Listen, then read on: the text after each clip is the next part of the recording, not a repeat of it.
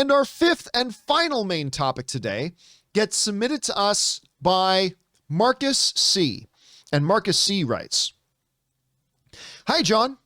Ingresso, an official Brazilian ticketing website, has just listed Spider-Man No Way Home's runtime on their website at 2 hours and 39 minutes, or 159 minutes. This would make it the longest solo movie in the MCU to date. What do you make of this? And do you think this is legit?" All right, thanks a lot for sending that in, man. Now, look, one of the big topics of conversation around here lately has obviously been Spider-Man No Way Home. It is the biggest film opening since the pandemic happened.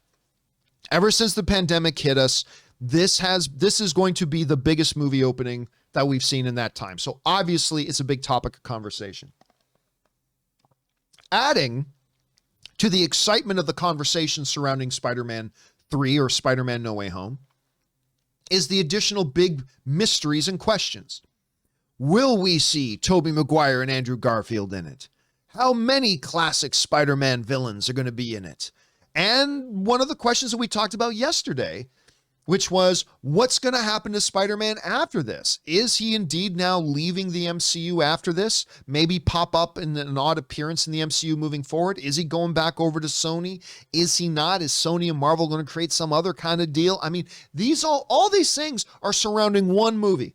The biggest movie coming out since the pandemic, combined with, are we going to get these classic Spider-Man characters in there, including other Spider-Man? What's going to happen to Spider-Man? I mean, all of this is kind of coalesced into one big giant topic to talk about. And now we've got another thing to add to that.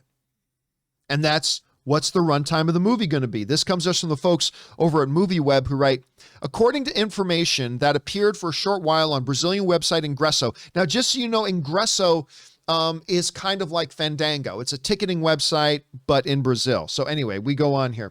A Brazilian website Ingresso. The movie will be clocking in at 159 minutes, which is 9 minutes longer than previously reported.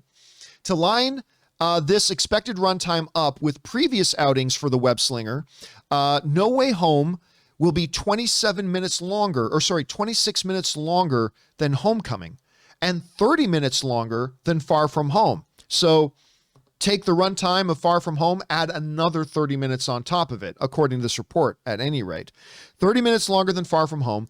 When it comes to earlier movies from Sony's Money Spinner, Spider-Man clocked in at 121 minutes, Spider-Man 2 at 127 minutes, Spider-Man 3 at 139 minutes, and The Amazing Spider-Man at 136 minutes, and The Amazing Spider-Man 2 at 144 minutes. Now, those all got progressively longer, but none of them touched 159 minutes.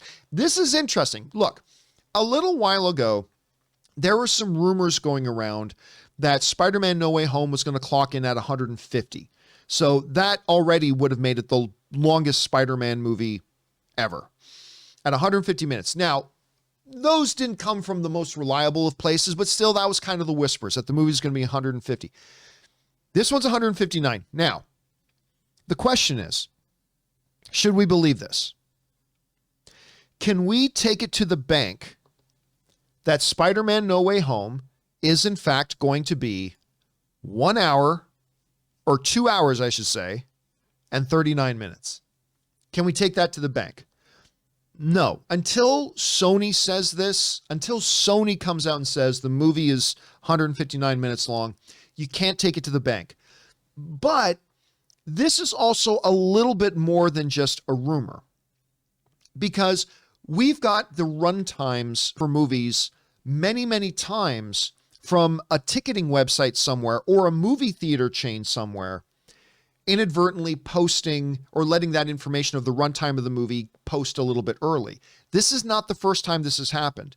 Now, it hasn't turned out to be true 100% of the time, but I would say it kind of seems like to me that it has definitely been true more times than not. Like when these runtimes accidentally get leaked and revealed through one of the movie theaters, web portals, or through one of the ticketing sites, it usually, not always, usually ends up being accurate. So, is that the case here? Did this Brazilian ticketing website just inadvertently give us the accurate release time for Spider-Man No Way Home? I don't know for sure, but I'll tell you this. for now, I am going to assume for now that this is accurate.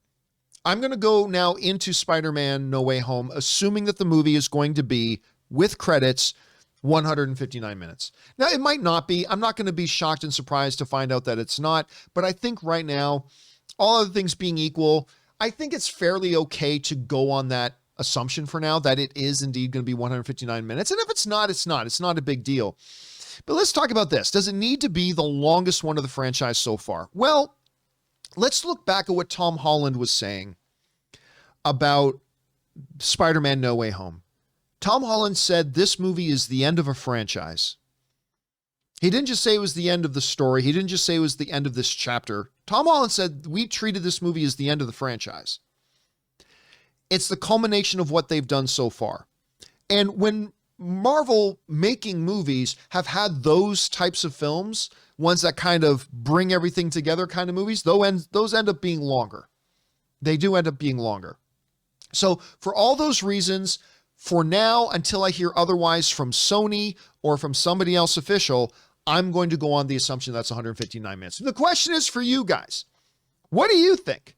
Do you think they're actually going to make this movie 2 hours and 39 minutes long? Do you think it's actually going to be 159? I'm going to go under the assumption that it is right now until we hear otherwise with new information. How do you guys feel about that? Jump down into the comment section below and let us know your thoughts.